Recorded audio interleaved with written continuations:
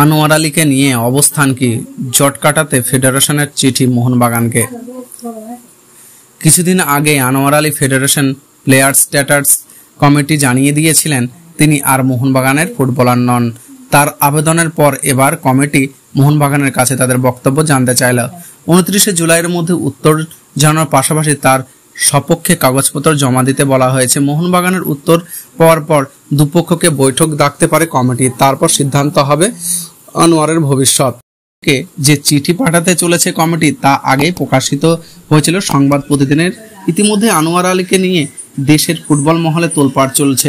আনোয়ার যেমন ফিফার নিয়ম দেখিয়ে দাবি করেছেন তার সঙ্গে মোহনবাগানের চুক্তি আর বৈধ নয়, তেমনি এক ইস্যুতে সহজে হাল ছাড়তে নারাজ মোহনবাগান। ইতিমধ্যে আনোয়ারকে চিঠি দিয়েছেন। 19 জুলাই রিজার্ভ দলে অনুশীলনে যোগ দিতে বলেছিল মোহনবাগান, তবে এখনো পর্যন্ত তিনি অনুশীলনে যোগ দেননি।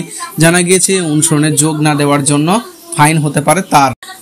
কিন্তু ঘটনা হচ্ছে যতক্ষণ না মোহনবাগানের বক্তব্য জানা যাচ্ছে ততক্ষণ আনোয়ার ইস্যুতে কোনো সিদ্ধান্ত নিতে পারবে না ফেডারেশন। ফলে আনোয়ারের বক্তব্য সঠিক কিনা তা জানার জন্য মোহনবাগানকে চিঠি পাঠিয়ে ফেডারেশন প্লেয়ার্স স্ট্যাটাস কমিটি। মোহনবাগানের বক্তব্য, ঘরোয়া ফুটবল লোন সংক্রান্ত নতুন নিয়ম কার্যকর করার জন্য ফিফা 2025 সালের জানুয়ারি মাস পর্যন্ত সময় দিয়েছে ফেডারেশনগুলিকে।